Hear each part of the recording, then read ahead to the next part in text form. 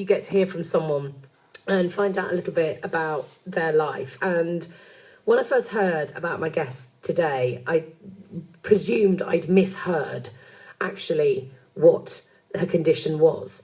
Now, we've all heard, haven't we, the fairy tale of Sleeping Beauty. You know, I've got a 5-year-old daughter. She's obsessed with it. We read the story about 18 times a week. But actually, for around 1,000 people across the whole of the world, it's actually a reality. And I think it's a bit of a misnomer, actually, because I want you to meet now 18-year-old Beth from Stockport, who has Kleine Levin Syndrome. And it's actually nicknamed Sleeping Beauty Syndrome. It's actually a really rare neurological disorder which sees people suffer episodes where they can sleep for up to 22 hours a day. And actually, when they're awake, they're quite childlike, a little bit confused.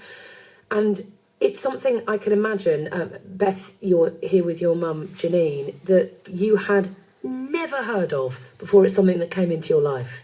No, we'd never heard of it before. Not at all. Well, I mean, why would you? It is so incredibly rare. Janine, you know, it was... Beth was 16 when she had her first episode. Right, yes. So only 2 years ago now. So 16 years. Can you describe what your daughter was like? She just started college. She was doing her A-levels. And she was living life like any other normal teenager to the full. Had a boyfriend, out and about. And then this struck, really. What happened the first time Beth had an episode? For you, what did you see? She'd had a bout of tonsillitis, so had some time off college, and then she went back to college and grew increasingly tired.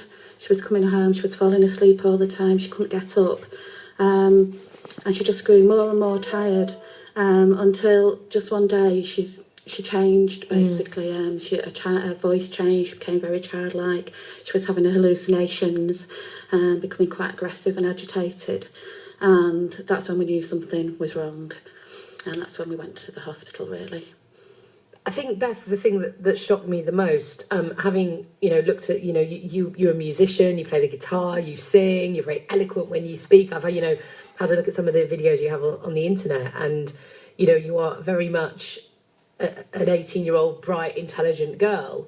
And yet, as your mum said, when you actually have one of your episodes, your whole demeanour changes. Yeah, I'm completely different. It's horrible. People get shocked when they see me when I'm in an episode because it's not me at all. Well, I know this must be quite difficult for you to listen to, but I really want people to appreciate exactly how much you change when you are in an episode. And this is something that you sent to us, Janine. Yes. And it's actually a video, Beth, of during the recent snow when you were in an episode. You've heard Beth, you've heard how eloquent she is, but actually during an episode, this is how Beth sounds. Oh, look at them footprints. I'm touching like that.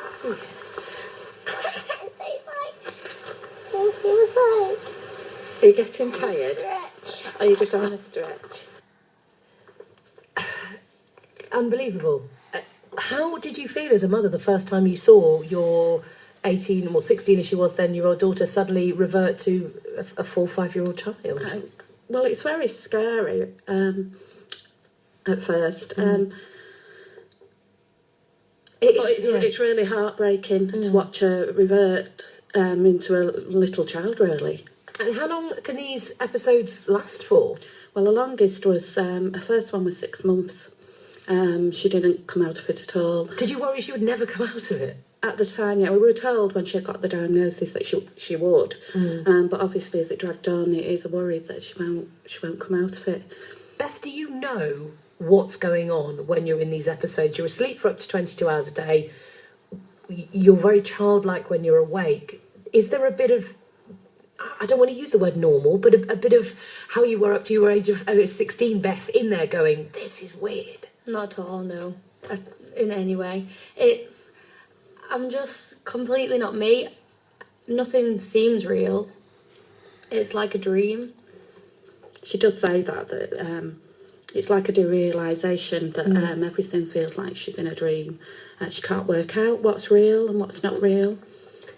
So when you come out of an episode, do you have any real memory of what's gone on, or is it just like waking up for a dream and trying to fit pieces together in your head?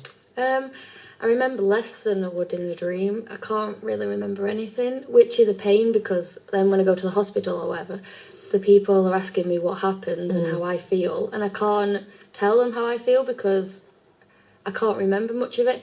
I can remember some stuff, but it's like snippets. I can't really remember anything. This must have huge implications for you as a mum, Janine, because, you know, if you could never send your daughter off into the world knowing that actually she could become at any time very, very vulnerable. Yes, it's very, very difficult.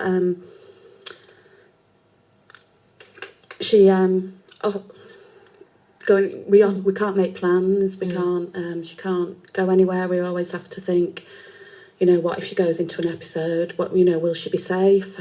She, like you say, she becomes very, very vulnerable, and if someone will be there who understands what she's going through and will be able to look after her.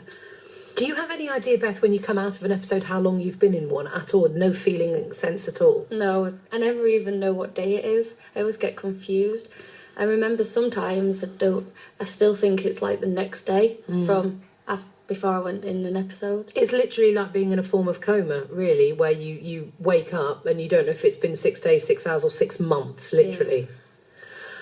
Let's speak to Adele Clark now, because Adele, you actually founded the KLS Support UK group, the Kleine Levin Support UK group. Last year, you held your first ever conference right here in Manchester. Listening to Beth and Janine talking this morning, is it a story you've heard so many times before? Yes, it is, Sam. My daughter also has KLS, and it's the worst thing I think is that journalists refer to it as Sleeping Beauty syndrome. Yeah, well, as I said, it seems like a misnomer to me. Yeah, really. As a mother watching your child in one of these episodes, it is horrific because what they go through is so frightening for them and the whole family. They really have no concept of what's happening around them. They are like 3-year-olds. They really don't understand what's happening. They're afraid. It's almost like they're sleepwalking when they're awake. And when they're asleep, it's not like a lovely long sleep as in Sleeping Beauty. It's a really uncomfortable sleep where they'll be hallucinating, having very vivid dreams, where their senses are, you know, thrown off. And it's like being in a very frightening nightmare. Nothing feels real to them. It's this derealization and cognitive impairment is so frightening for them. Are you scared, Beth? Yeah, all the time. I'm really scared. Yeah, she becomes very distressed, very easily distressed. This is during an episode. Can you feel an episode coming on? Can you think, I feel slightly different, something's coming? Yeah, I always get really tired and it's like an exhausted that I just can't get up, and then I'll start to get achy teeth, which is weird, and I'll get really aggressive and moody, and I know I'm going into an episode, and then I get really agitated, and then She often says to me, I know when it's coming, that she'll say to me, I don't like the sound of your voice. And then I know it's here, yeah. Wow. Yeah, my daughter says the same thing. She doesn't understand my voice, and that's why we recommend that patients, when in an episode, are just kept at home with their parents and, you know, in very familiar circumstances. And, you know, we don't have visitors. We keep the house very calm when Lily's in an episode. And they're very anxious. You have to keep everything very calm and familiar for them. Adele, obviously this is thankfully a very, very rare condition for the people who are living with it. You know, that's no great comfort. However, it is rare. How long does it generally take in the medical profession to diagnose? Well, the average is 4 years. And that is a very frightening 4 years for the families going through it, because quite often you're passed from one doctor to another because there is so little known about it. So one of the things we're trying to do at KLS Support UK is raise awareness amongst the medical profession. And as we're doing that, we are getting more patients coming through. When we started it 18 months ago, we were told there were roughly 40 in the UK, but we've actually had 65 new families come through. So raising awareness is helping, and then, you know, in turn we can help the families. Thank you so much. Look, I want to continue our conversation in just a couple of moments' time here at BBC Radio Manchester. I'm Sam Walker, and I'm talking to Janine and her daughter Beth, both from Stockport. Beth, actually, I don't like to use the word sufferer. Would you say you're a sufferer of this syndrome, Beth? Definitely. You would use the word suffering, however. It's called, quite wrongly for some people, Sleeping Beauty Syndrome, also known as KLS, or in fact Kleine Levin Syndrome. It means that people who do have this condition can sleep for up to 22 hours a day, and when they are awake, they feel confused, they're very childlike, and actually very, very vulnerable. You're also hearing this morning from Adele Clark, the founder of the KLS Support Group UK. I mean, Adele, listening to Beth and Janine's story, and you told us that even though this is a very rare condition, in fact, more and more families are coming forward to you. One thing I was reading about it yesterday is, in fact, that quite often, wrongly, people with KLS are misdiagnosed because of the mood swings. People think, oh, bipolar disorder, or because of the sleeping, narcolepsy and other conditions. Yes, that's true. We suspect that there are a lot of children out there who are misdiagnosed. I mean, my daughter was diagnosed with ME and then bipolar disorder, and you just move from one thing to another. And in fact, the only reason we found a diagnosis was that I read an article about another girl who had it in a newspaper, and I instantly recognised what this other girl was going through. And that's how we got our diagnosis. You talked to Janine, Adele, you talked about there being 4 years generally for diagnosis. Janine, lucky for you, it didn't take quite so long. But was it a very, very difficult process to go through?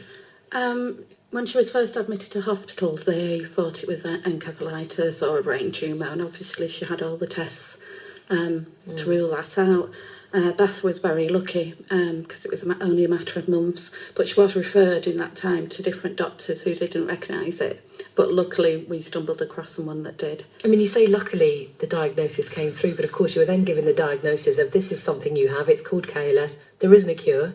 We don't know how long it's going to last. We don't know how often these episodes are going to recur. Beth, how did you cope with that information at 16 years old? At first, it was a big relief because I was being told it could be really serious, like I could die. So it was nice to know that it wasn't life-threatening, but at that point I had no idea of how it would affect me properly.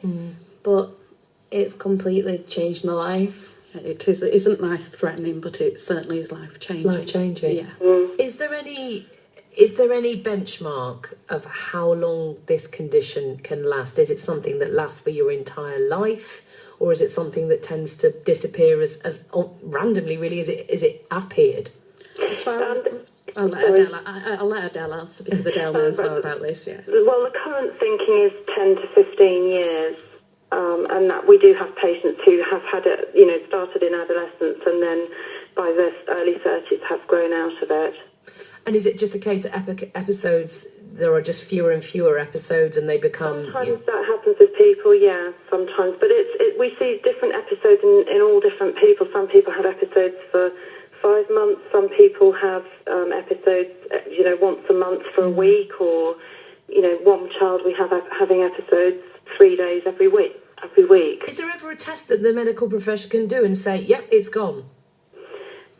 No, you'd know when it's gone because it's so severe. When you're in an episode, you know. But I mean, but because you don't know when your next episode's coming, do you spend your whole life thinking it might be happening tomorrow? Yes, totally. As a mother and as a child with it, I'm sure it never goes away. You're always wondering, could it be happening?